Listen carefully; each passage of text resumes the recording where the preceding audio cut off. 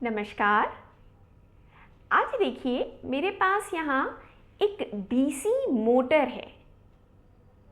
हम इसी DC motor की स्पीड निकालेंगे आरपीएम में। आरपीएम यानी रोटेशंस पर मिनट में।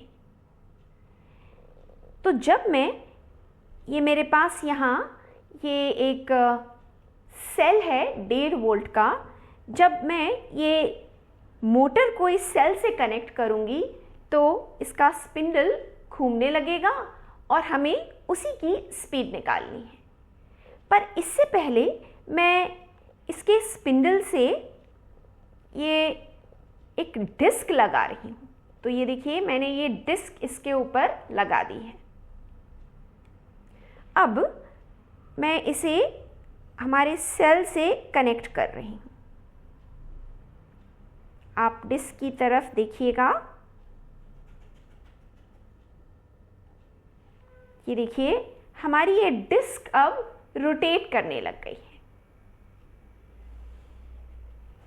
स्पीड निकालने के लिए हमने एक बहुत ही अनोखा तरीका अपनाया है। यहाँ आप देख रहे हैं एक छोटे से ढक्कन में मैंने थोड़ा सा पानी लिया हुआ है। अब मैं हमारी जो रोटेट होती हुई डिस्क है उसको इस पानी से बस टच कराऊंगी और इसके कारण से ये जो पानी है इसकी कुछ बूंदें एक प्रोजेक्टाइल की तरह यहाँ इस टेबल पर गिरेंगी। कितनी दूर ये बूंदें गिर रही हैं, इससे हम हमारे ये स्पिन होती हुई डिस्क की स्पीड निकालेंगे। बूंदें तो बहुत सारी आएंगी। हम उस बूंद को देखेंगे जो सबसे दूर जाएगी। तो यहाँ आपको ये टेबल पर मैंने ये टेप लगा रखा है, आपको इतना ही दिखाई दे रहा होगा, पर ये आगे तक भी मैंने लगा रखा है। तो अब मैं इसे टच करा रही हूँ और हम देखते हैं आपको पानी की बूंदें कुछ दिखाई दे जाएंगी। तो ये देखिए मैं इसे जस्ट टच कराने वाली हूँ।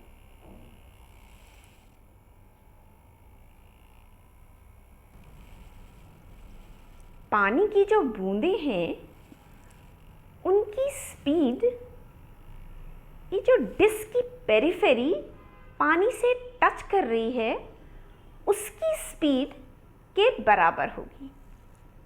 तो आप देखिए आपको शायद यहाँ पर ये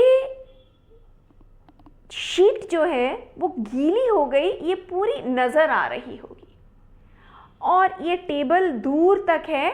मैं जो सबसे ज़्यादा दूर गई है बूंद वो देख लेती हूँ और जो मुझे यहाँ दिखाई दे रहा है जो सबसे ज़्यादा दूर गई है बूंद वो यहाँ से 230 सेंटीमीटर पर है। और हमें पता है कि सबसे ज़्यादा रेंज उस प्रोजेक्टाइल का होता है जिसका एंगल 45 डिग्री पर प्रोजेक्टेड होता है वो। तो उसे हम 45 डिग्री मान करके हमारे कैलकुलेशंस करेंगे। तो यहाँ देखिए रेंज हमारी आई है 230 सेंटीमीटर और मैंने एंगल ऑफ प्रोजेक्शन 45 डिग्रीज ही माना है। तो ये जो होगा ये R हमें पता है सूत्र के हिसाब से कि वो u² sin 2 theta by g है। लेकिन अगर थीटा को मैंने 45 मान लिया तो रेंज हमारी हो जाएगी u² बाई g।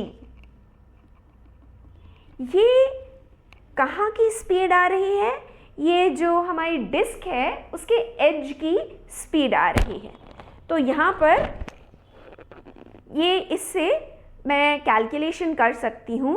तो u² हमारा यहाँ से आ जाएगा r इंटू जी, यानी कि ये 230 को मैं लिख सकती हूँ 2.3 मीटर और G हो गया हमारा 9.8 और यहाँ से मैं U की वैल्यू निकाल सकती हूँ। मैं अपने कैलकुलेटर को यूज़ कर लेती हूँ। तो हमारे कैलकुलेशन के हिसाब से ये U की वैल्यू आ रही है स्क्वायर रूट लेने के बाद 4.75 मीटर प्रति सेकेंड आ रही है। तो ये तो आ गई हमारी स्पीड, लेकिन अब मुझे निकालना है एंगुलर स्पीड। तो उसके लिए मुझे ये जो डिस्क है हमारी उसका रेडियस चाहिए। ये रेडियस को मैंने नापा है और ये 4 सेंटीमीटर है इसका रेडियस। तो यहाँ से जो ओमेगा की वैल्यू आ जाएगी वो 4.75 को अगर मैं 4 सेंटीमीटर से डिवाइड करती हूँ, यानी कि 0.04 से मैं इसे डिवाइड कर देती हूँ और तब मेरे वैल्यू जो आएगी वो हम देखते हैं कितनी आ रही है। तो ये आ गई हमारी करीब 118.75 रेडियंस पर सेकेंड में ये हमारी वैल्यू आई है। लेकिन अब मुझे ये चाहिए है रोटेशंस पर मिनट में। जब मैंने हमारी एंगुलर स्पीड जो रेडियन पर सेकेंड में थी उसे 2 पाई से डिवाइड किया तो मुझे रोटेशंस पर सेकेंड मिल गए और फिर मैंने 60 से उसे मल्टीप्लाई कर दिया तो मुझे रोटेशंस पर मिनट मिल गए और इसकी वैल्यू आ रही है 1135। तो ये है हमारी जो मोटर है उसकी एंगुलर स्पीड। ये डिपेंड करती है हमारी वोल्टेज पर। तो यहाँ मैंने 1.5 वोल्ट की यहाँ पर सेल लगाई हुई है।